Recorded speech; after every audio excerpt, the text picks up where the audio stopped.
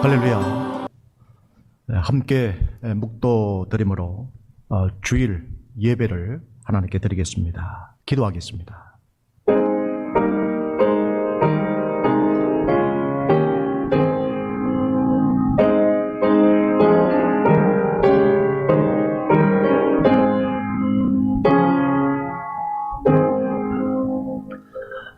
너희가 사람의 잘못을 용서하면 너희 하늘 아버지께서도 너희 잘못을 용서하시려니와 너희가 사람의 잘못을 용서하지 아니하면 너희 아버지께서도 너희 잘못을 용서하지 아니하시리라. 아멘. 거룩하신 하나님, 감사를 드립니다. 2월 첫 주일 예배로 하나님께 영광 돌리게 하심을 감사합니다. 우리 안에 성령이 역사하시고 또 내주하신 성령을 통하여 이 시간에 그 크신 하나님께 경배하게 하시고 우리 온 마음을 다하여 예배하게 하심을 감사드립니다. 내 영이 기뻐하고 또한 내 마음이 즐거워하게 하시고 내 영이 기도하게 하시며 내 마음이 기도하게 하옵소서. 온전히 살아계신 하나님과 우리 주 되심과 성령의 교통하심이 함께하는 복된 예배가 되기를 원하옵고 예수님 이름으로 기도하옵나이다. 아멘. 찬송 14장입니다.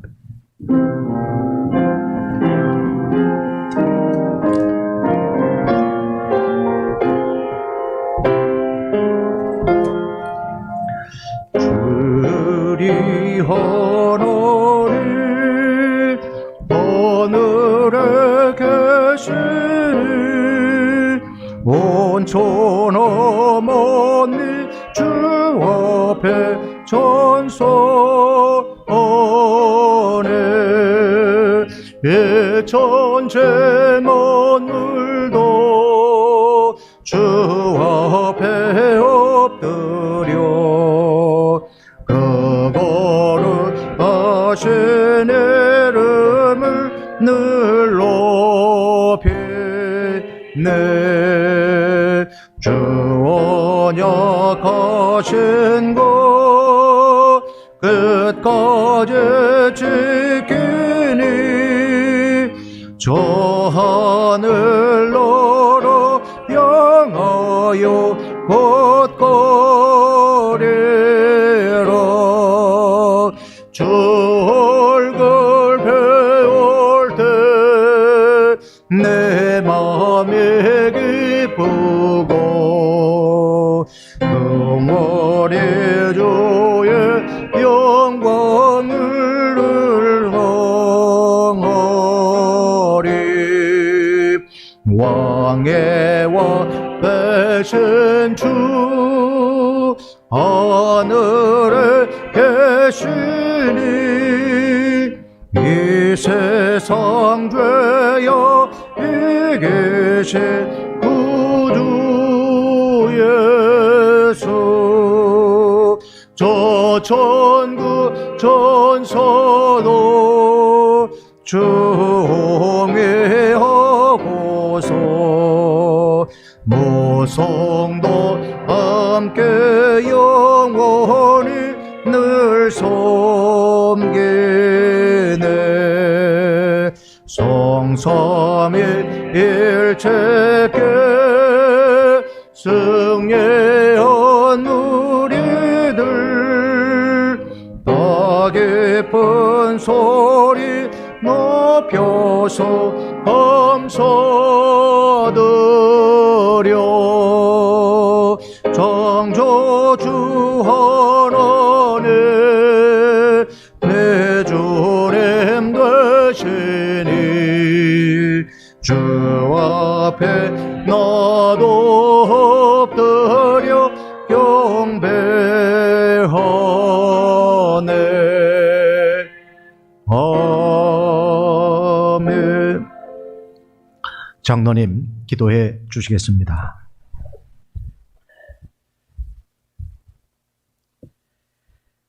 살아계셔서 인간의 생사복을 주관하시는 자비와 긍휼의 하나님을 찬양합니다. 하나님을 높여 드립니다. 홀로 영광 받으시옵소서. 우리의 교만과 불순종으로 인하여 이 땅이 죄악과 질병으로 넘쳐나고 있습니다. 저희들의 잘못을 자백하고 회개하며 하나님의 도우심을 간구하오니 이 땅에 하나님의 은혜와 자비를 베풀어 주시고 저희의 죄를 용서하여 주옵소서. 더 이상 코로나로 인하여 고통받는 하나님의 자녀들이 없게 하옵소서.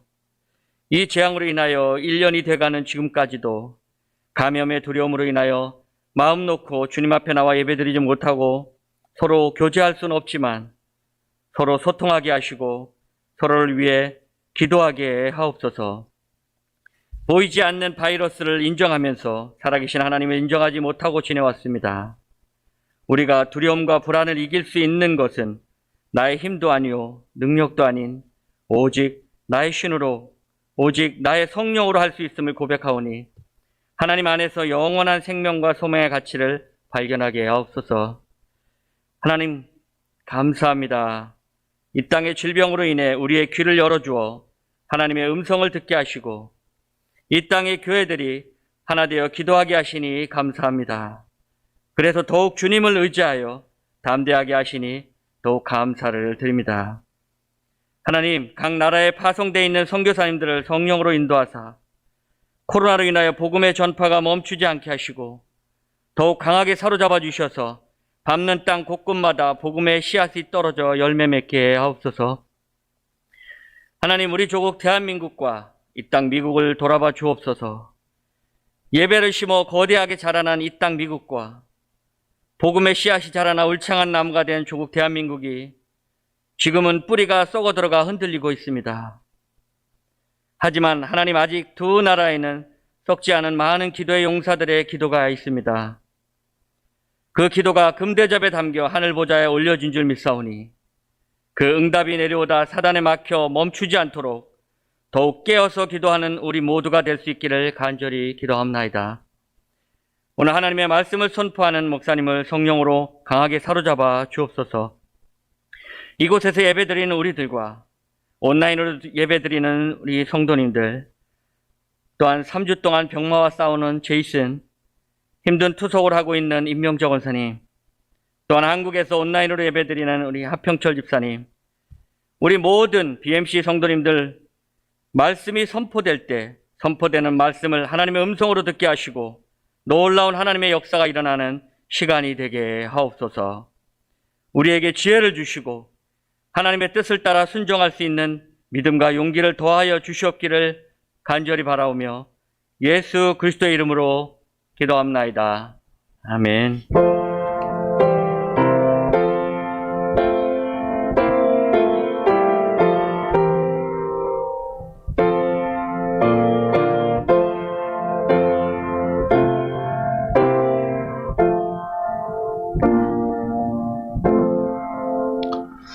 떡과 잔을 위해서 제가 기도 드리겠습니다. 살아계신 하나님, 주께서 다 이루심으로 우리의 모든 죄값을 지불 완료하시고 다시 부활하심으로 우리의 하나님, 우리의 아버지가 되게 해 주심을 감사드립니다. 이 시간 떡을 먹을 때에 내 죄 때문에 그 몸 찢기신 것을 기념하며 또 잔을 들어 마실 때에 내 죄를 씻기 위해 흘리신 그 보혈을 기념하며 이 시간 참여케 하옵소서. 장차 주께서 영원한 신부된 우리를 위하여 베푸실 그 만찬에 우리를 초대해 주심을 기억하며 감사함으로 이 예식에 참여케 하옵소서. 예수님 이름으로 축사하옵나이다. 아멘.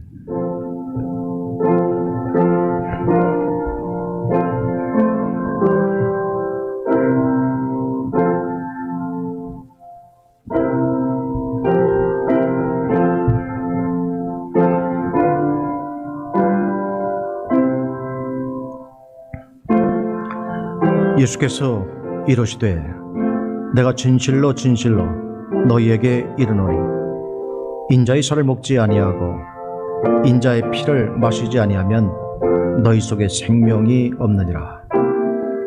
내 살을 먹고 내 피를 마시는 자는 영생을 가졌고 마지막 날에 내가 그를 다시 살리리니 내 살은 참된 양식이요 내 피는 참된 음료로다. 내 살을 먹고 내 피를 마시는 자는 내 안에 거하고 나도 그의 안에 거하나니 살아계신 아버지께서 나를 보내심에 내가 아버지로 말미암아 사는 것 같이 나를 먹는 그 사람도 나로 말미암아 살리라. 이것은 하늘에서 내려온 떡이니 조상들이 먹고도 죽은 그것과 같지 아니하여 이 떡을 먹는 자는 영원히 살리라. 아멘.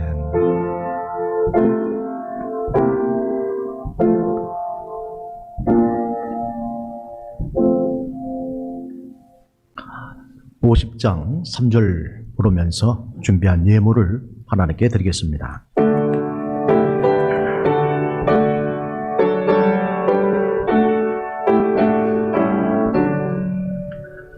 내게 있는 모든 것을 주를 위해 드리네.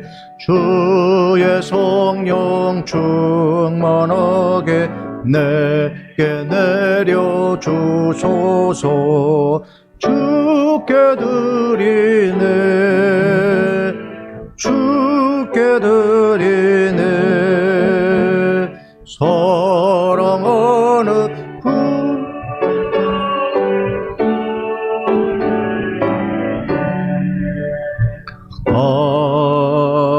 아멘.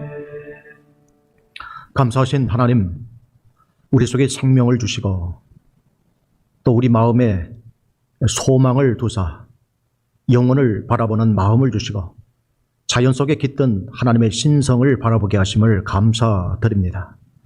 만물이 다 거짓되고 부패되었으되 오직 우리 마음의 밭을 개간하사 좋은 밭 되어 열매 맺는 그러한 옥토로 바꿔주심을 감사합니다.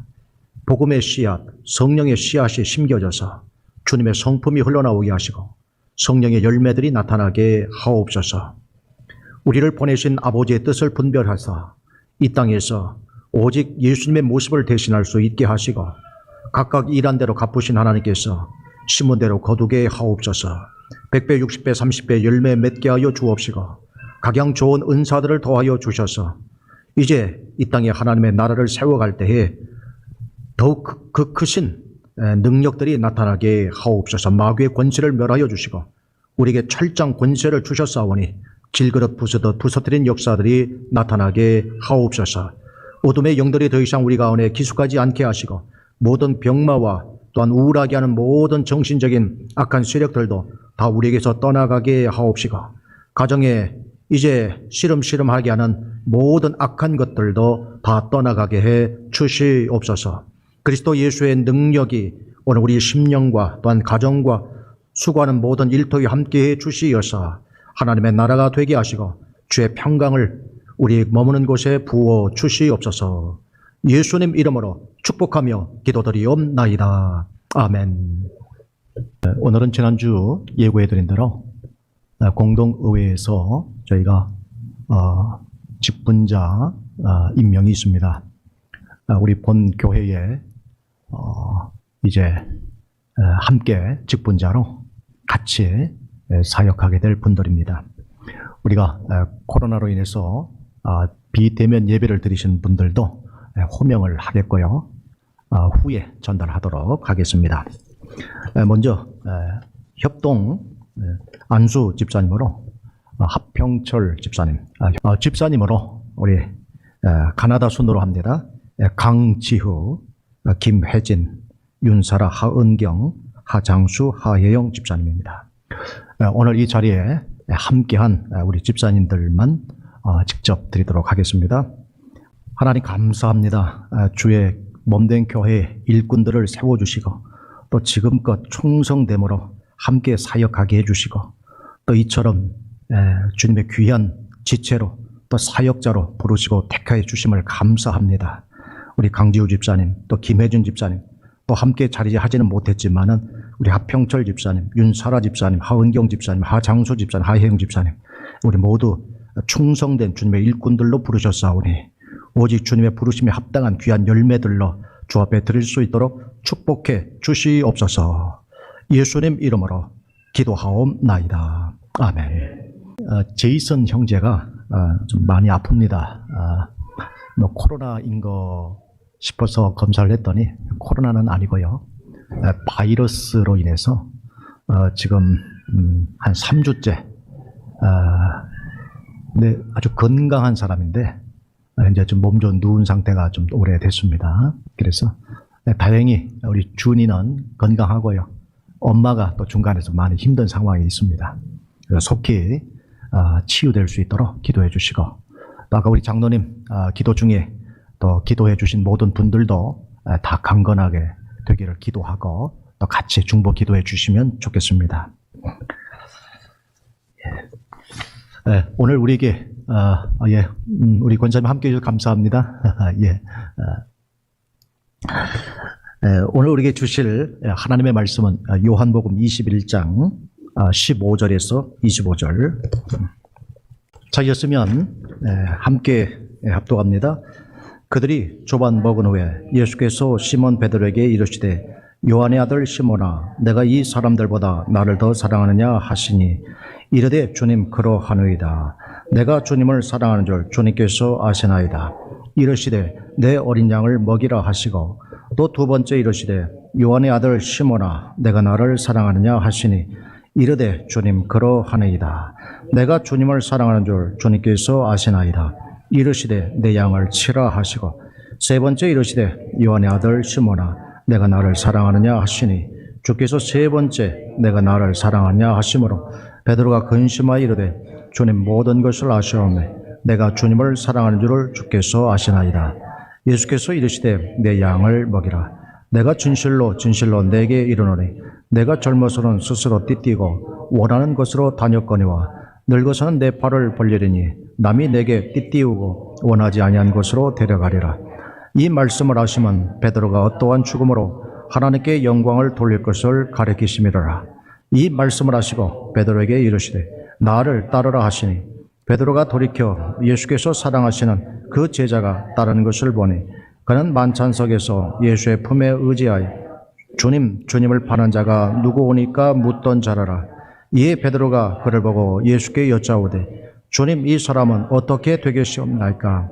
예수께서 이르시되 내가 올 때까지 그를 머물게 하고자 할지라도 내게 무슨 상관이냐? 너는 나를 따르라 하시더라. 이 말씀이 형제들에게 나가서 그 제자는 죽지 아니하겠다 하였으나 예수의 말씀은 그가 죽지 않겠다 하신 것이 아니라 내가 올 때까지 그를 머물게 하고자 할지라도 내게 무슨 상관이냐 하신 것이라라. 이 일들을 증언하고 이 일들을 기록한 제자가 이 사람이라. 우리는 그의 증언이 참된 줄 아노라. 예수께서 행하신 일이 이 외에도 많으니 만일 낱낱이 기록된다면 이 세상이라도 이 기록된 책을 두기에 부족할 줄 아노라. 아멘. 주님의 은혜와 평강이 우리 모두 위에 함께해 주시기를 주의 이름으로 축복합니다. 우리는 이제 오늘 비로소 요한복음 강해 설교 이제 마지막 부분에 이르게 되었습니다. 요한복음 21장은 부활하신 예수님께서 세 번째로 나타나신 바로 그 장면을 기록하고 있습니다. 첫 번째는 도마가 없을 때 제자 공동체에 한번 나타나셨고요. 두 번째는 도마가 있을 때였고요. 오늘 세 번째, 이 디베랴 호숫가에 7 제자들 있을 때에 예수님께서 나타나셨습니다. 그리고 조반을 준비해 주셨고요. 그리고 밤새도록 고기 잡느라 추위에 떨었기 때문에 숯불을 피워 준비해 놓으셨습니다. 숯불 그러면 이 베드로와 요한만 아는 비밀이 있습니다. 그것은 예수님께서 잡히시고 그래서 제사장 그 뜰에서 예수님이 신문 받을 때에 베드로더러 너도 그의 제자 중 하나가 아니냐. 이렇게 숯불을 쬐고 있던 베드로에게 이런 질문을 3번 던질 때마다 나는 아니라 이렇게 부인하죠. 그것을 사도 요한은 압니다. 그 이후로 부활하신 예수님께서는 오늘 또다시 숯불을 피워놓고 아침 조반을 준비해 두신 거예요. 그 숯불을 본 베드로의 마음 가운데는 뭐가 떠올랐을까요? 아, 옛날이요. 그러면서 자기가 부인했던 그 3가지 사실을 떠올렸던 것입니다. 왜 이처럼 예수님께서는 이 숯불을 피워놨을까? 평생 베드로가 트라우마에 살도록 내버려 두시려고 그랬을까요? 아닙니다. 오늘 베드로가 평생 짐 지고 살까봐 그의 트라우마를 지워주시려고 이제 숯불을 준비해 주신 거죠. 그리고 베드로에게 묻습니다. 베드로야, 내가 이 사람들보다 나를 더 사랑하느냐? 베드로는 예, 그러죠. 또 2번째 동일한 질문을 던집니다. 역시 베드로도 네 합니다. 마지막 3번째로 동일한 질문을 던졌을 때에 베드로 역시 같은 대답을 하지만 주께서 나의 모든 것을 아시잖아요. 이런 대답으로 이 대화는 마치게 됩니다. 여기서 가장 강조했던 질문은 내가 나를 사랑하느냐라는 거예요. 이 사랑이라는 단어는 우리는 다 똑같은 사랑이죠. 그러나 헬라에서는 아가페라고 하는 무조건적인 사랑이 있고요. 필레오라고 하는 친구 간의 우정, 즉 주고받는 사랑이 있습니다. 그래서 보통 이 본문을 해석할 때에는 이제 예수님께서 무조건적 사랑을 할 수 있겠느냐? 그때 베드로는 친구 간의 사랑으로 제가 답할 수 있겠습니다. 이렇게 전통적으로 해석을 해왔습니다. 그리고 마지막 3번째로 예수님께서 이제 눈높이에 맞춰주신다고 그러면 친구의 사랑으로 나를 사랑할 수 있겠느냐? 베드로는 계속적으로 필레오라고 하는 친구 사랑으로 사랑하겠습니다. 이렇게 해서 예수님이 결국 베드로의 눈높이까지 맞춰주신 그 사랑의 요구를 했다. 이렇게 우리가 이해해 왔습니다. 물론 이것도 하나의 해석이지만 예수님께서 말씀하시는 이 아가페, 즉 무조건적 사랑과 그 다음에 친구 간의 사랑인 이 필레오 사랑은 다 똑같은 사랑입니다.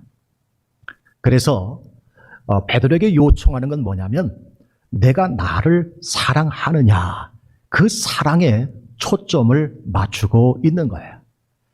내가 나를 사랑한다면 비로소 내 일을 할 수 있다라는 겁니다. 사명을 감당할 수 있다라는 거예요. 내가 부인했고 그래서 이제는 다시 옛날로 돌아가겠다고 하는 그런 그 옛 방식, 그게 중요한 것이 아니라 내가 나를 사랑만 한다면 언제든지 다시 수제자가 될 수 있다. 사람 낚는 어부가 될 수 있다. 바로 이것을 강조하고 있습니다. 그래서 오늘 우리 직분을 오늘 받으신 분들, 저는 아무것도 할 수 없는데요. 저는 은사도 없고요, 재주도 없고요, 그리고 주 앞에 드릴 게 없어요. 이렇게 말할 수 있겠습니다만 오늘 예수님께서는 베드로에게 요청한 건 단 한 가지예요. 내가 이 사람들보다 나를 더 사랑할 수 있겠느냐라는 거예요. 그것도 진심으로. 그래서 예수님에 대한 사랑만 있으면 얼마든지 사명자가 될 수 있다는 것입니다. 그래서 아가페니, 필레오니 이런 구분보다도 사랑이에요. 주님에 대한 사랑, 예수님에 대한 사랑, 바로 이 사랑만 있으면 얼마든지 사명 감당할 수가 있는데 오늘 우리에게 있어서는 이 사랑이 부족하다는 거예요. 왜냐하면 낙심된 자, 특히 어떤 시험에 빠진 경우에는요, 이 사랑을 회복하기란 쉽지가 않습니다. 베드로처럼 낙심된 자잖아요. 그리고 시험 들었잖아요. 그런 사람들이 사명자가 되기란 더더욱 쉽지가 않습니다. 그렇기 때문에 예수님께서는 이 모든 것을 회복할 수 있는 유일한 길은 사랑 회복이라는 거예요. 그래서 오늘 우리가 낙심된 상황, 내가 신앙생활을 하고는 싶어요. 내가 주님을 정말 온전히 따르고 싶어요. 그런데 자꾸 환경이 낙심된 일만 생깁니다. 그리고 자꾸 나를 그냥 일들을 꼬이게 만들어요. 여러분, 그러면 그럴수록 주님 사랑합니다. 주님 사랑합니다. 주님 사랑합니다. 여러분, 계속적으로 이렇게 고백할 수 있기를 주의 이름으로 축복합니다. 이 사랑 고백이야말로요, 내 영혼을, 죽었던 내 영혼의 심장을 뛰게 합니다. 주님 사랑해요. 주님 사랑해요. 내가 주님 사랑합니다. 이렇게 계속적으로 이렇게 마음으로, 입으로 믿고 시인하면요, 이 죽은 심장이 뛴다니까요. 이 계속 뜁니다. 그러면 그 주님 사랑이 내게 부어져요. 그래서 온 몸에서 알 수 없는 힘이, 생기가 내 안에서 솟구쳐 오르게 되는 겁니다.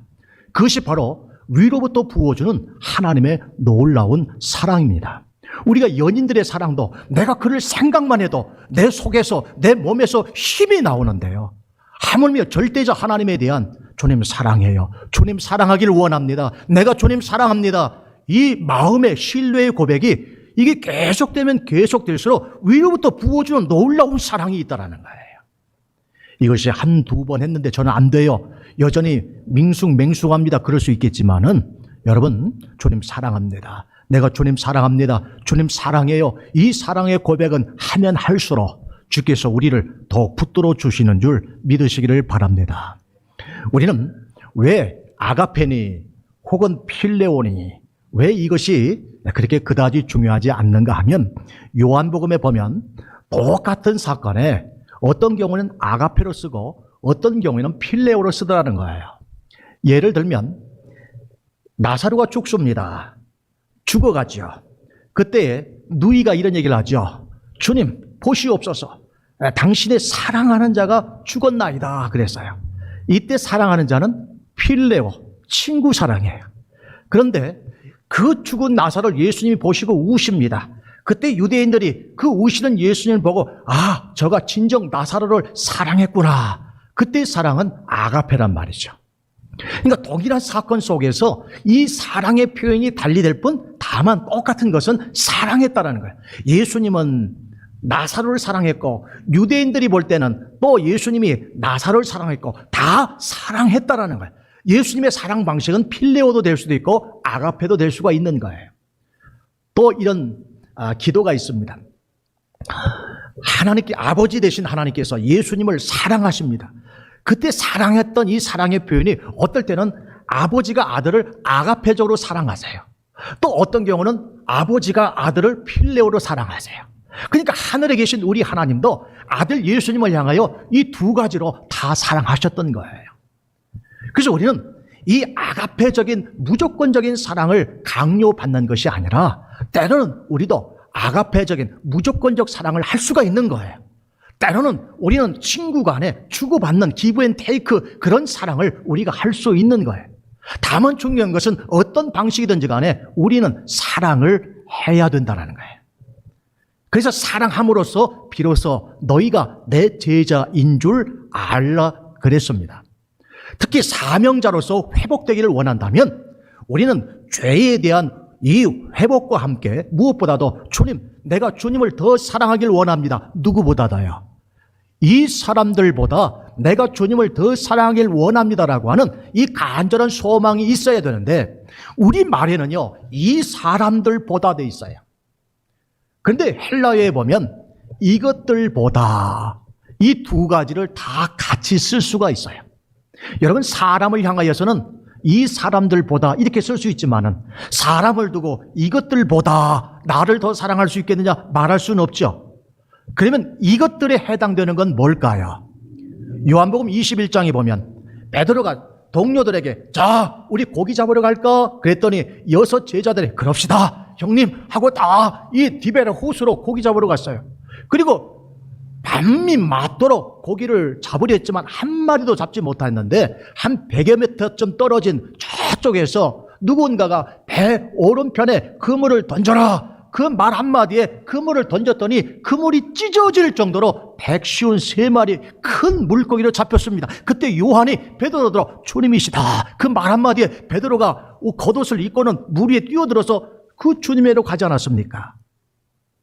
이미 베드로의 마음속에는 나는 사람 낚는 업으로서는 이제는 미달된 사람이다. 나는 다시 내 생업으로 돌아가야 되겠다라는 거예요. 그래서 고기 잡는 업으로 돌아가는 겁니다.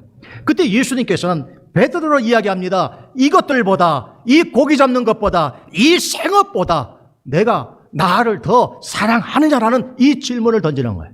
그래서 어떻게 보면 이 21장에서 가장 흐름에 맞는 질문은 내가 이 직업보다도, 이 물고기보다도 나를 더 사랑하느냐? 바로 이 질문이 훨씬 더 자연스럽다는 거예요.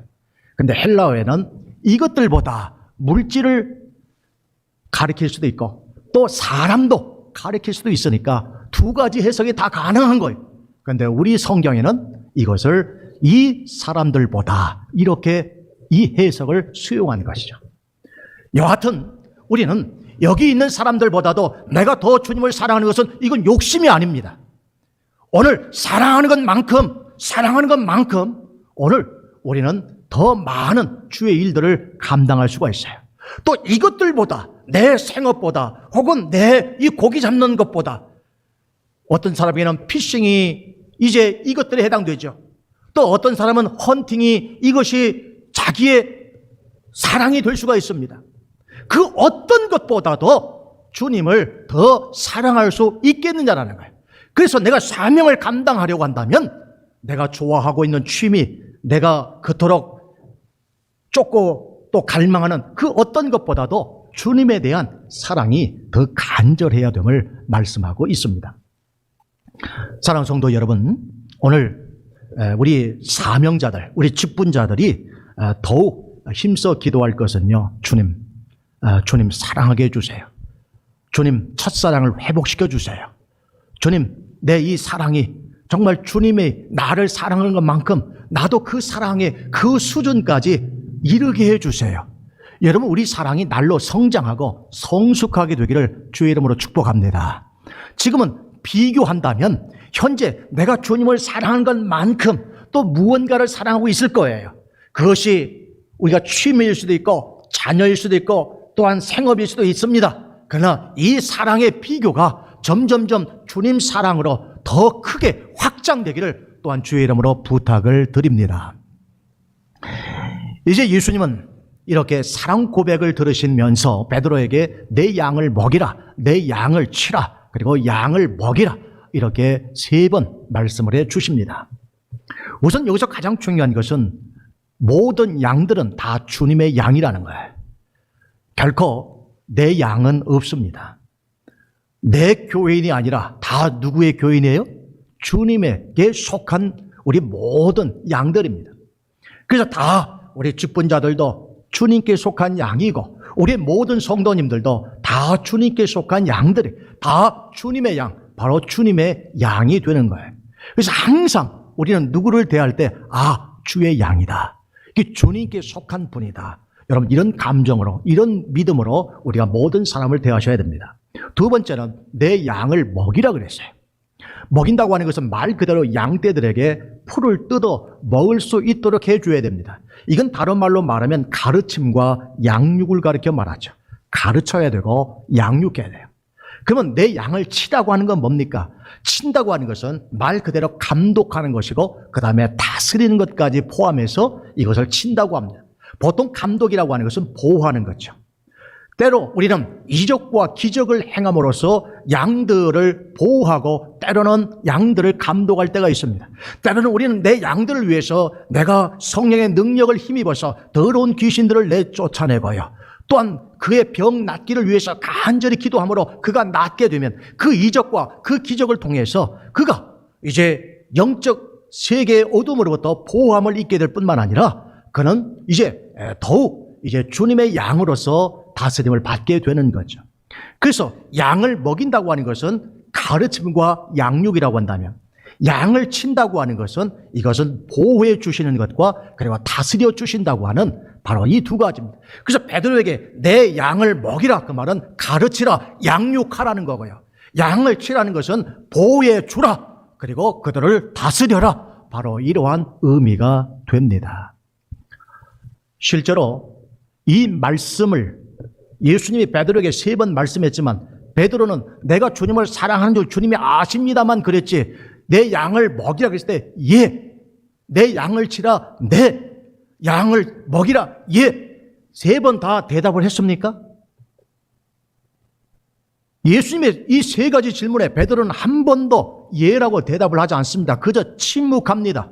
왜냐하면 자기가 옛날에 네가 나를 3번 부인하리라는 말씀을 들을 때는 절대로 모든 사람은 다 부인할지라도 저는 부인하지 않겠습니다라고 그렇게 자신만만했던 베드로 아니었습니까? 근데 이 3번째 질문 여기에 한마디도 예라고 대답하지 아니하고 내가 주를 사랑한 줄 주님이 아신다라고만 이야기합니다.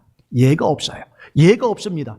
예가 없다 보니까 베드로는 오늘 21장 이후에 어떤 삶을 살았는지는 우리는 알 길이 없습니다만 그러나 사도행전 보고 그 후에 기록해 보면 얼마나 그가 이제 양들을 먹이고 양들을 쳤는지를 알 수가 있습니다. AD 118년 그러니까 모든 제자들이 다 죽고 난 그 이후입니다. 왜냐하면 사도 요한이 제자들 중에 가장 오래 살았죠. 그때만 해도 AD 90년경입니다. 그니 AD 118년이면 이미 모든 제자들이 사도들이 이미 다 죽었을 때입니다. 그때 황제가 누구인가 하면 바로 그 트라야누스라고 하는 황제입니다. 이 황제는 이런 법을 하나 만들었습니다. 기독교 중에서 기독교 그 지도자 중에서 그 높은 지도급 해당되는 사람들은 처형해도 좋다. 이런 법을 만들었어요. 그래서 그 당시는 이제 주교라고 이렇게 부릅니다. 우리로 세상 말로 이야기하면 이제 뭐 두목이 되겠죠. 뭐 지도자급이니까. 그래서 여기에 보면 AD 118년경에 저스틴이라고 하는 최초의 순교자가 로마에서 나옵니다. 사도들 빼고요. 근데 이 저스틴은 어떤 분인가 하면 이제 그가 신문 받는 기록이 나옵니다. 왜냐하면 그냥 로마는 그냥 죽이는 법이 없잖아요. 반드시 재판을 통해서 사람을 판결해야 되니까 그 신문 기록이 나옵니다. 가장 먼저 묻는 것이 내 거주지가 어디냐 그랬더니 이렇게 대답을 합니다. 나의 거주지는 로마 14구역에 있는 목욕탕 2층에 있는 찜질방입니다. 그랬어요. 두 번째 질문은 내가 거기서 무엇을 했느냐 그랬더니 저스틴이 이렇게 이야기를 합니다. 시골에서 올라온 사람들이 이제 로마에서 방황하다가 이제 그들이 이 찜질방까지 올라오게 되면 나는 그들에게 성경 공부를 했습니다. 그래서 그들이 성경 공부를 통해서 이제 많이 예수님의 제자가 됐습니다. 라는 거예요. 근데 이 법은 이렇게 성경 공부를 가르쳤던 이 죄목 하나만으로도 이 저스틴은 기독교인 중에서도 지도자급이다. 이런 판단을 내려서 순교를 당했습니다. 그리고 이 저스틴, 바로 이 주교라 불리는 이 저스틴의 스승이 누구냐면 바로 로마의 클레멘트고요. 이 클레멘트의 스승이 누군가 하면 바로 베드로예요. 그래서 로마의 최초의 바로 우리가 말하는 그 주교, 교황이라고 이야기한다면 베드로죠. 그 베드로의 제자가 클레멘트고 그 클레멘트의 제자가 저스틴이에요. 오늘 본문에서는 베드로는 예라고 대답을 하지 않았지만은 그는 로마에서 양을 먹이고 양을 쳤습니다. 그가 죽고 난 이후에 클레멘트가 그 뒤를 이었고 또 클레멘트 이후에 저스틴이 그 뒤를 이어서 양들을 그 찜질방에서 성경 공부함으로 양육하고 가르치고 때로는 그들을 위해서 양을 쳤던 것이죠. 이렇게 베드로의 삶이 바뀌어졌던 것은 바로 예수님은 딱 한 가지를 요구했습니다. 이것들보다 생업보다 물고기들보다 이 사람들보다 나를 더 사랑할 수 있겠느냐. 진심으로 예수님은 그 한 가지 질문을 던지셨어요. 내가 주님을 사랑한 줄 주께서 아십니다라고 베드로는 이 말밖에 할 수 없었지만 그 고백 속에는 눈물이 담겨 있었습니다. 그리고 선생님 앞에서는 차마 예라고 대답을 하지 못했지만 그의 삶 속에는 양들을 먹였고 양들을 쳤습니다. 이제 우리는 오늘 우리 이 시대로 돌아와서 그럼 베드로의 후계자로 자처하는 우리들, 저를 포함한 오늘 우리 모두, 또 오늘 우리 직분을 함께 받은 모든 분들 역시 다 베드로의 후계자죠. 후계자인 우리들 역시 동일하게 우리 주님이 우리에게 묻습니다. 내가 이것들보다, 각각 우리의 삶이 다 다르겠습니다만 이것들보다 나를 더 사랑하느냐, 이 사람들보다 나를 더 사랑하느냐, 이 질문을 오늘 동일하게 우리에게 말씀하시죠. 나아가서 내 양을 먹이라고 말씀하십니다. 그러면 내 양은 누구입니까? 목사님은 교인들이 있으니까 양들이죠. 그러면 이 말씀은 목회자에게만 주신 말씀입니까? 우리 모두에게 다 주신 말씀이에요. 내 양을 먹이라는 거예요. 내 양을 치라는 겁니다. 그럼 오늘 이 시간 함께 예배하는 우리 모두에게 있어서 내 양은 누구입니까? 에스겔 34장은요, 양과 목자의 관계를 성경에서 가장 잘 설명한 말씀입니다. 여러분 나중에 에스겔 34장을 읽어보세요. 거기에서 양은 누구냐? 언약 백성인 이스라엘이 양들입니다. 더 구체적으로 들어가게 되면 그 이스라엘 사회 속에서 포로로 끌려갔던 이들이 다시금 고향으로 돌아왔지만, 고향에서 내가 이제 뭔가를 읽어보겠다고 열심히 일을 하지만 가진 것이 없기 때문에 지주들로부터 학대를 당하고, 내가 한 해 동안 열심히 농사를 져서 어떤 생산량을 만들어내면 그것들을 빼앗아가고 착취하는 그러한 계급들이 있더라는 거예요. 지주로부터 학대당하고 가진 자로부터 빼앗기고 나니까 이들은 더더욱 사회적 약자로 살아갈 수밖에 없는 거예요. 있는 자는 더 풍성하게 되지만 없는 자는 더 가난하게 되는 사람들. 바로 에스겔 34장은 이들이 양들이라는 거예요. 오늘 교회에 함께 예배하는 우리 모두는 다 양들입니다. 그러나 에스겔 34장의 말씀에 비춰볼 때 하나님께서 말씀하시는 양들이란 누구라면 오늘 이 사회 구성원들 중에서 가장 힘없는 약자들이 내 양들이라는 거예요. 하나님은 고아의 아버지여 과부와 나그네의 하나님이라고 말씀하셨습니다. 바로 그들이 이 사회의 가장 약자들이죠. 그 약자들이 내 양이라는 거예요. 그래서 오늘 베드로의 후계자라고 자처하는 우리들은 교인들, 우리 성도들이 다 양들이지만 동시에 이 사회의 가장 구성원들 중에서 약자인 그들이 우리의 양, 내 양들이라는 거예요. 우리는 중세 시대를 암흑기라고 이야기를 합니다. 왜냐하면 교황이 하나님의 자리에까지 높아졌기 때문에 그 시대를 암흑기라고 이야기를 합니다. 근데 그 중세 암흑기에 정말 예수님처럼 겸손하고 예수님처럼 가난하게 살려고 했던 수도사들이 있습니다. 바로 대표적으로 성 프란시스입니다. 그는 이제 200년대 그는 가난과 겸손을 배웠고요. 동시에 그는 나병 환자들 그리고 가난한 자들 이들을 만지면서 어린 양들을 돌본 거예요. 그 성 프란시스의 유명한 기도가 있지만 그 기도 이면에 그에게 주어진 그 주님의 양들은 나병 환자들이었어요. 가난한 자들이었어요. 그래서 그들을 하나님께서 내게 주신 양들로 알고 그들을 먹이고 그들을 쳤던 것입니다. 중세에 그렇게 암흑기였지만 이들로 인해서 중세가 그 빛을 밝힐 수 있었고 오늘날까지 이어져 올 수 있었던 것입니다. 사랑하는 성도 여러분, 오늘 분명 우리 각자에게는 내가 돌봐야 할 사회적 약자들이 있습니다.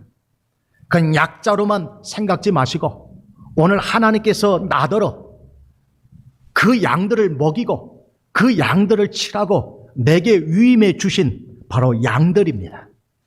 여러분 그 양들에게 여러분 먹일 수 있기를 주의 이름으로 축복합니다. 그리고 그들을 위해서 때로는 영적으로 그들이 제대로 설 수 있도록 여러분이 보호해 주시고 또 그들을 여러분이 잘 인도해 주셔야 합니다. 이건 다 우리가 베드로의 후계자 때문에 그래요. 한번 따라하겠습니다. 나는 베드로의 후계자다. 우리 한번 엿본가요? 한번 당신은 혹시 집사님은 베드로의 후계자이십니다. 한번 그렇게 해볼까요? 시작. 예, 한번 해보세요. 예, 우리 학생들도 예, 예, 이렇게 시키면 좀 멋쩍죠, 그렇죠?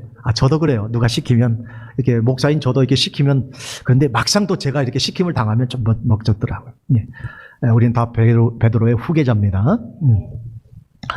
자, 이렇게 해서 예수님과의 대화가 마치고 난 다음에 이제 베드로에게 과거의 삶과 미래에 이제 일어날 일을 말씀해 주십니다.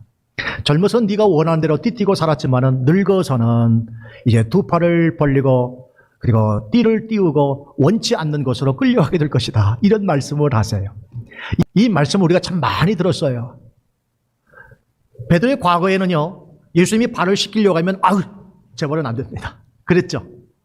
또 예수님이 너 나 3번 부인할 거야 그랬더니 절대로 안 합니다. 그러죠.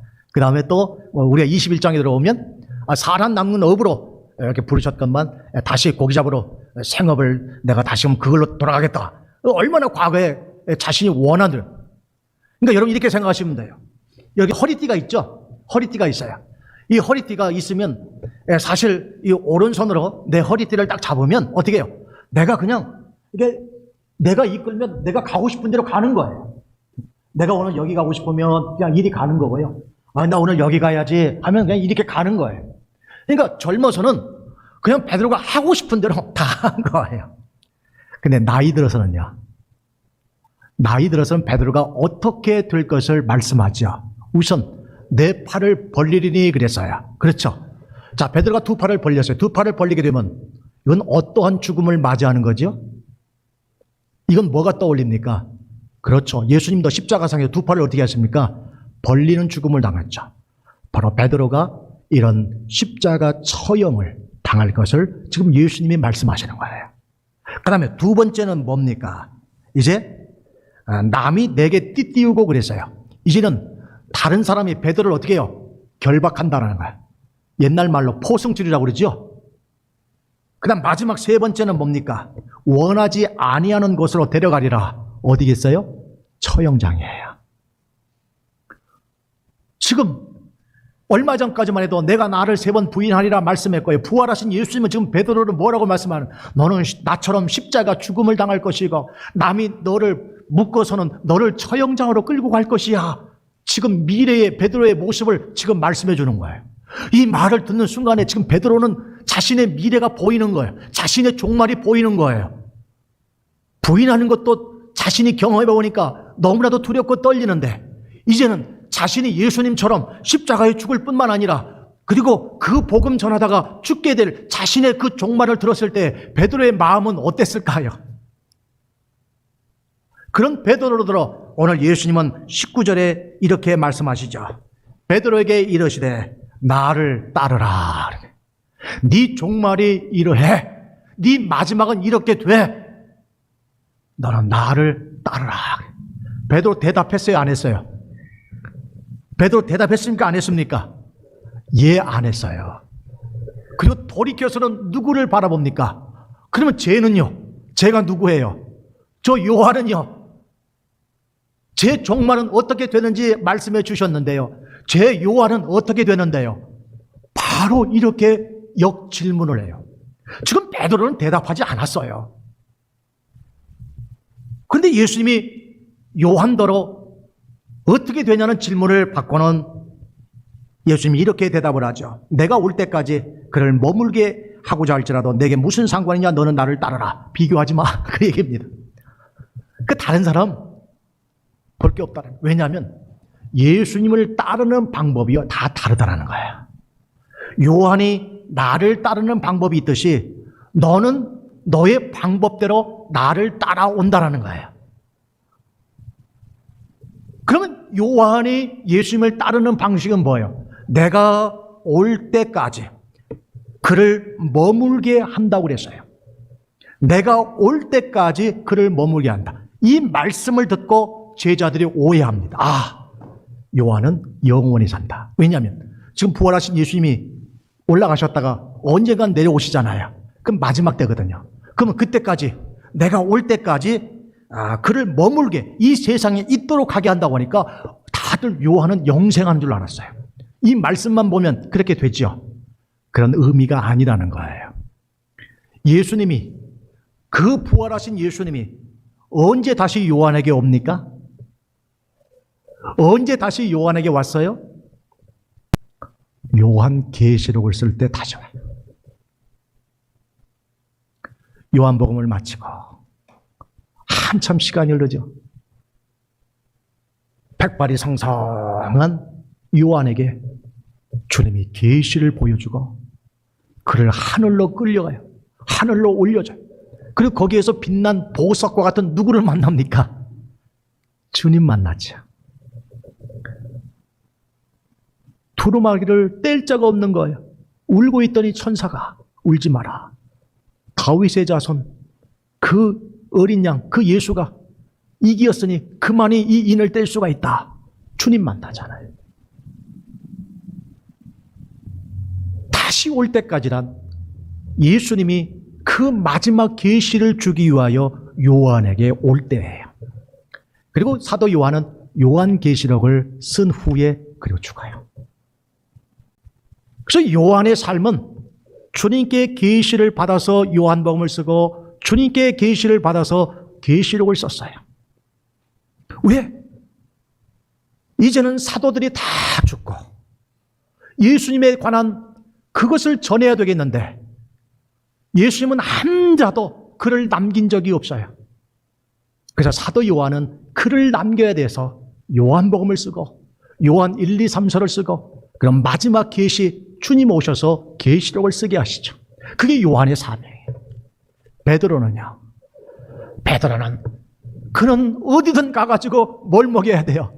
양들을 먹여야 되는 거예요. 성경 공부해야 돼요. 가르쳐야 되는 거예요. 또 그들이 공격당하면 그들을 보호해줘야 되는 거예요. 그리고 그들을 감독해줘야 되는 거예요. 다스려야 되는 거예요. 그래서 로마에 가서 그는 끝까지 그렇게 살지요. 주님을 따르는 방식이 다 다릅니다. 우리 장로님이 따르는 방식이 있고요. 또 우리 집사님이 따르는 방식이 다 달라요. 부러워하지 마세요. 우리 주님은 각각 다 주님을 따를 수 있는 그 방법들을 주셨어요. 저는 피아노 한번 멋지게 치고 싶어요. 근데 안 돼요. 저는 그냥 한 손가락, 이 독수리 타법에 이것밖에 안 돼요. 우리 강지우 집사님처럼 멋있게 이게 안 돼요. 근데 오늘 모세가 저 앉아가지고 오늘 모세가 특송하나 했더니 우리 강지우 집사님 이런 얘기를 하는 거예요. 오늘 모세가 반주해요. 아유, 우리 모세는 반드시 나중에 반주할 거예요. 다 주님을 섬기는 방법이 다 다른 거예요. 여러분, 그 방법으로 주님을 사랑하면서 섬길 수 있기를 주의 이름으로 축복합니다. 이제 결론적으로 말씀을 드립니다.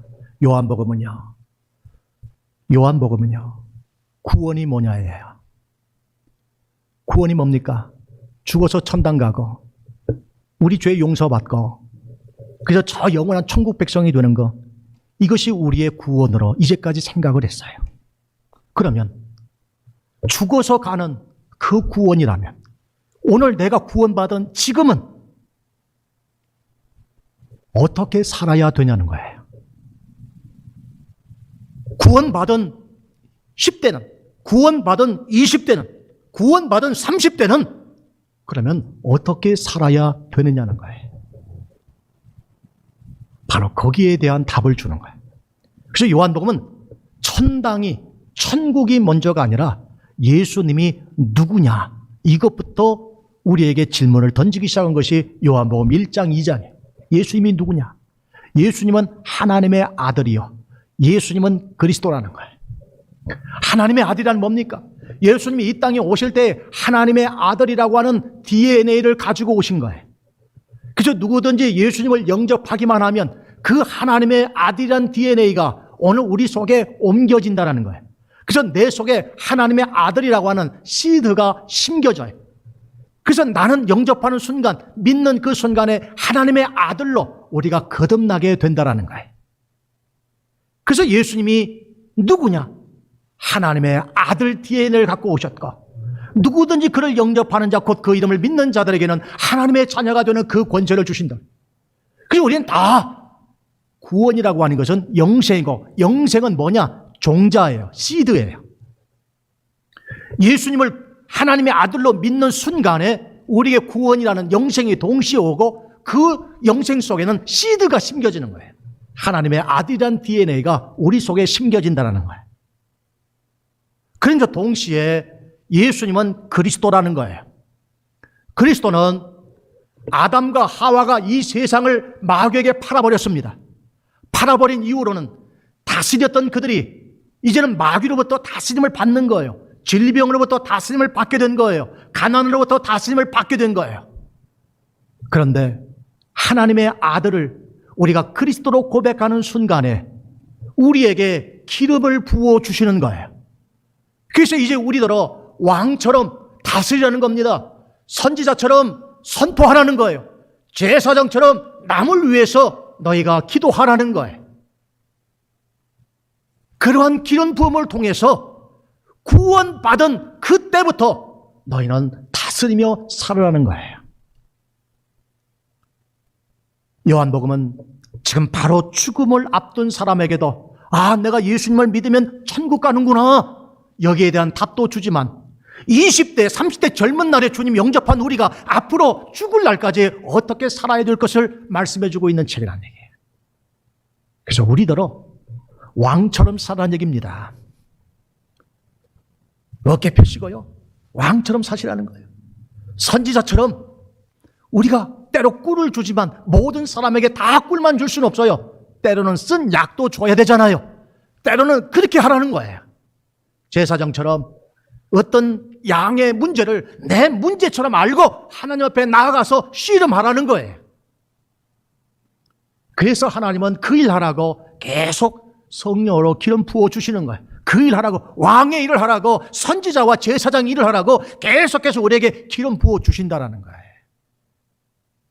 그래서 베드로처럼 넘어진 자도 얼마든지 할 수가 있고, 요한처럼 얼마든지 주님을 따를 수 있다라고 오늘 요한복음은 우리에게 이렇게 말씀해주고 있습니다. 사랑하는 성도 여러분, 오늘 우리는 지난 20장 마지막 절에 요한복음의 기록 목적은 뭐죠? 예수님이 하나님의 아들이요 그리스도요, 그를 믿음으로 말미암아 뭘 얻게 하려 함이라고 그랬어요? 영생을 얻게 하려 함이라고 그랬어요. 내 안에 하나님의 아들이라는 이 DNA가 심겨진 줄 믿으시길 바랍니다. 할렐루야. 그리고 나는 주는 그리스도시요, 이렇게 고백하는 순간에 뭐가 부어져요? 성령이 기름 부어져서 이제 우리는 누구처럼요? 왕처럼, 제사장처럼, 선지자처럼 이제 이 땅을 살아갈 수 있게 되는 거예요. 성령을 계속 부어달라고 기도하십시오. 내가 주님을 사랑합니다. 여러분 고백하시길 바랍니다.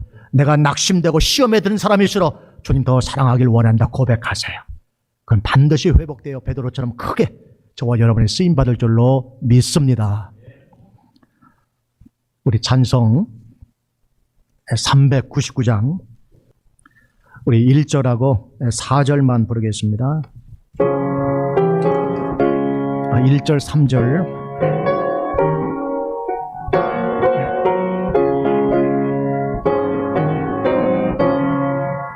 우린 영들아 두려워 말아라. 주는 우리와 함께 하신다. 너름과 땅의 모든 권세로 그 영대들을 항상 지키신다. 오직 믿음으로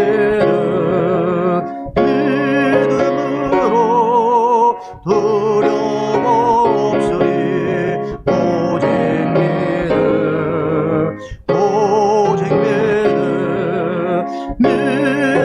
믿음으로 두려움 없으리. 오직 믿음. 3절. 어린 양들아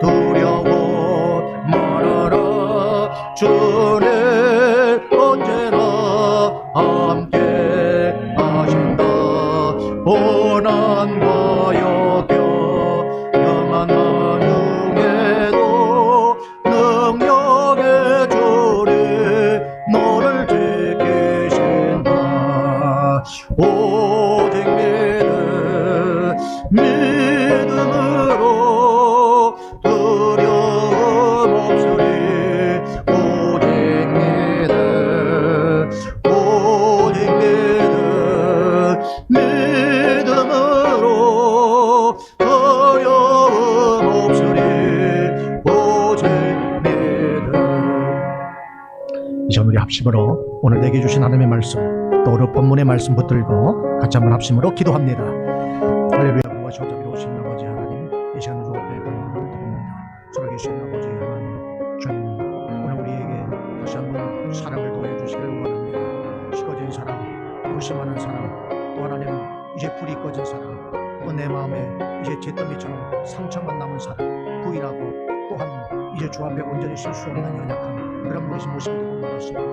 정말 베드로처럼 우리 주님 별 몸력이 없을 정도로 이와 같이 우리가 이렇게 하나님 정말 이제 부끄러운 삶을 살았지만, 그러나 우리 주님 우리를 끊이지 아니하시고 다시 우리를 세워주십니다. 사랑하라, 나를 사랑하라, 나를 사랑하라. 사랑하면 회복이 된다. 나를 사랑하면 다시금 일어나게 된다. 나를 사랑하게 되면 내 사랑의 능력을 힘입어서 나와 같은 일을 할 수가 있고 나와 같은 능력을 행할 수 있으며 나와 같이 너희가 내 일을 할 수 있겠다라고 우리 주님은 오늘 우리를 아버지면서 회복시켜 주시고 또 아버지면서 주십니다.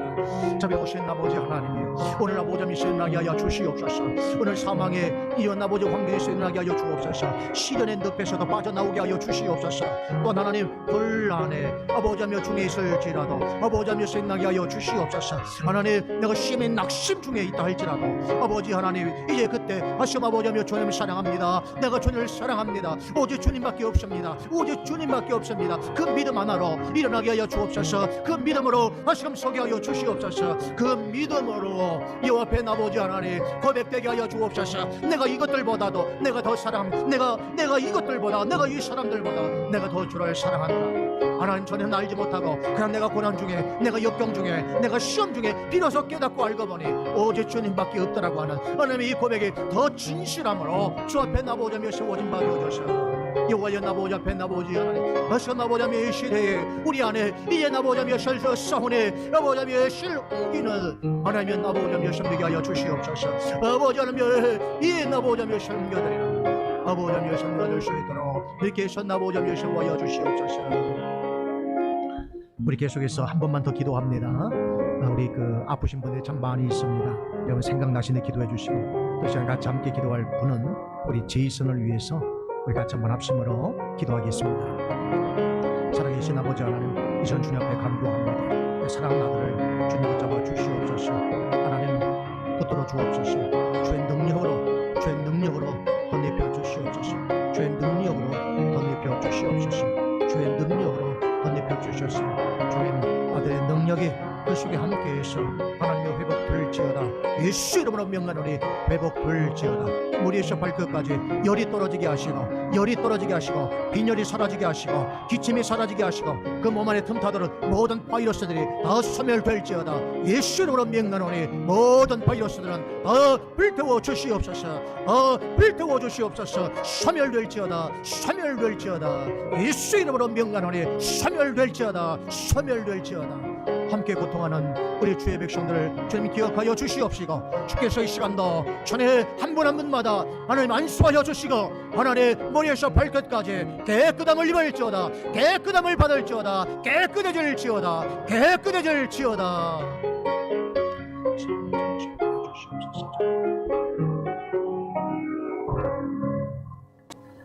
살아계신 하나님, 우리 안에 하나님의 아들이라는 DNA를 심겨주심을 감사합니다.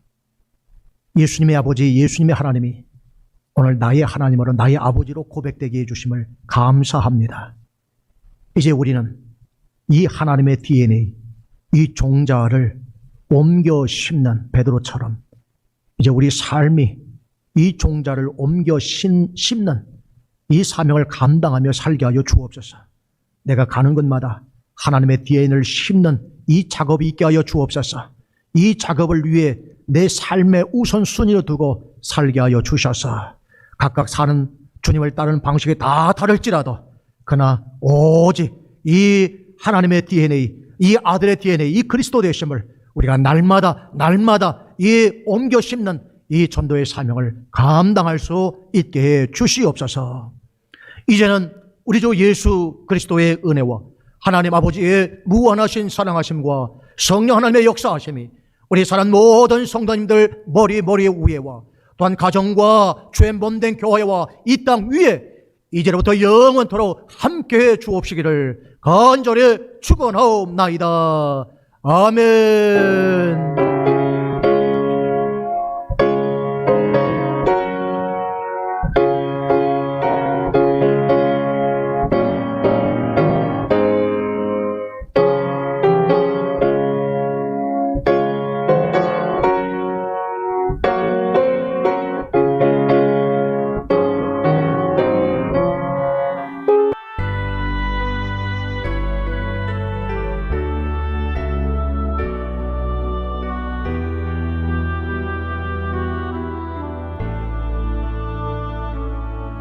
여호와는 내게 복을 주시고 너를 지키시기를 원하며 여호와는 그 얼굴로 내게 비추사 은혜 베푸시기를 원하네. 여호와는 내게 복을 주시고 너를 지키시기를 원하며 여호와는 그 얼굴로 내게 비추사 은혜 베푸시기를